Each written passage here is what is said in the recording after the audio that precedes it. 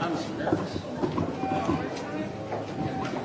Chairman Comer's on his way. And here it is. Everybody ready? As expected, Elaine Maxwell took the fifth and refused to answer any questions. This is obviously very disappointing. We had many questions to ask about the crimes she and Epstein committed, as well as questions about potential co-conspirators. We sincerely want to get to the truth of the American people and justice for the survivors. That's what this investigation is about. I want to mention the next steps. We can confirm we have 5 more depositions in the book scheduled for the Epstein investigation. On February 18th, Lex Wexner, who is a financial client of Epstein and I believe the former CEO of Victoria's Secret. February 26th, we have former Secretary of State Hillary Clinton. February 27th, former President Bill Clinton. March 11th, Richard Kahn, Epstein's accountant. And March 19th, Darren Endike, Epstein's lawyer. So we will continue to move forward and try to get answers for the American people. So, Britain's royal family, do you think that Britain's royal family has questions to answer to your committee? Well, we would love to hear, from anyone. Obviously, I can't subpoena in foreign countries, or I would have done that in the Biden investigation. But do you have anything to add, Andy? I'll just add one thing that the attorney for Ms. Maxwell said that she has no indication and would say that neither Presidents Trump or Clinton are culpable for any wrongdoing. And that's one thing they said in his opening statement to us today. But was Ghislaine Maxwell put under pressure to stay silent? Was Ghislaine Maxwell put under pressure to stay silent today? Well, I have no idea. Is that your suspicion? How would I have no idea. I mean, she was given an opportunity. We would have brought her in months ago, but she's indicated she was going to plead the fifth. And unfortunately, she had an opportunity today to answer questions that every American has, questions that would be very important in this investigation, and she chose to invoke her Fifth Amendment rights. Mr. Chairman, clarify what her lawyer said about President Trump and Clinton, and do you think that there's anything more to do with Ghislaine Maxwell now that she pled the fifth? Correct me if I'm wrong. Just to be clear, what her attorney said, Maxwell didn't say. Her attorney said that she would answer questions if she were granted clemency by the President Trump, and that she went on to say about Clinton and but he went on to expand that. The other thing is he pointed out a number of times that she has a habeas corpus petition pending for a new trial and release, and that's why she is not going to answer questions. Mr. Chairman. I know that those conversations are ongoing. They would like them to be public. Is your understanding still that we're looking at those same February dates and they're going to be private? Yeah, that's what they agreed to, and they will be public, just like this will be public hopefully very soon. We've released every transcript and every video and audio of every deposition we've done since I've been chairman of the committee. Mr. Chairman, does the committee have any plans to subpoena Commerce Secretary Howard Lutnick, given the revelations? We're going to try to get these 5 nailed down.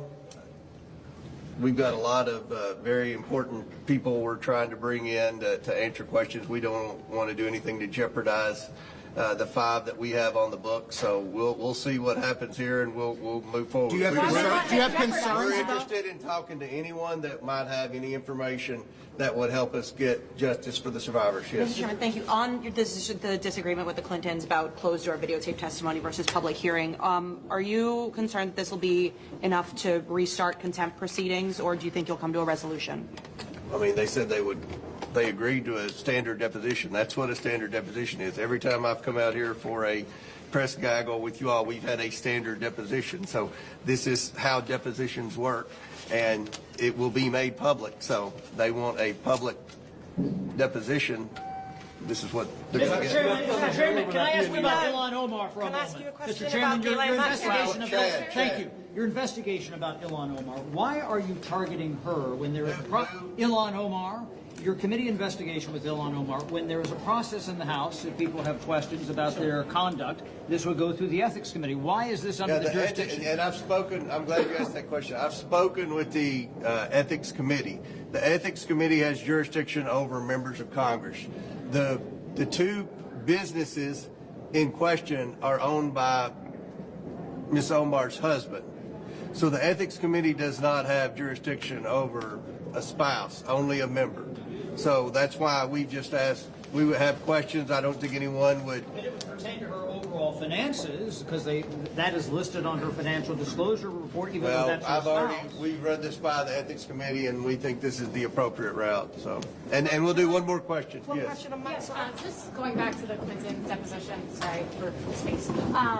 I understand that you're going to release the transcripts, you'll release the video. Of course. Why is there reticence to just have it be public, since the Clintons, look, they are not your typical people being deposed? When you say public, what do you mean? I mean, it's going to be the video, and we'll release it. The public will see every second of the deposition.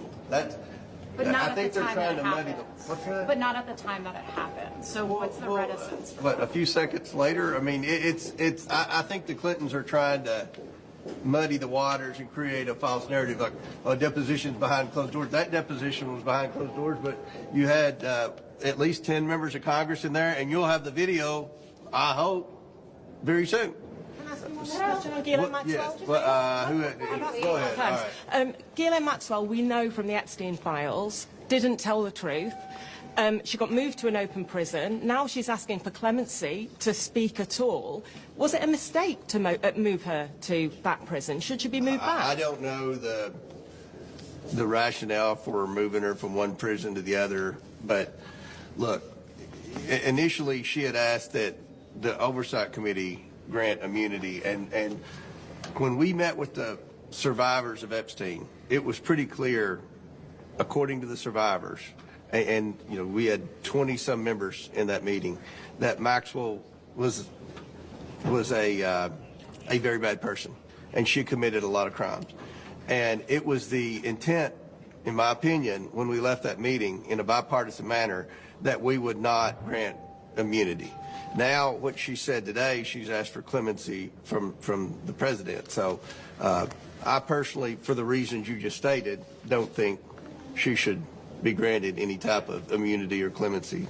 But we'll obviously, you know, as more documents are read and understood, then we'll go from there. But I'll close with this. I think it's great that the Department of Justice is letting members of Congress come in and look at all the unredacted versions of the documents. Attorney General Bondi is doing what she was supposed to do via our subpoena first on the House Oversight Committee, as well as the Epstein Transparency Act.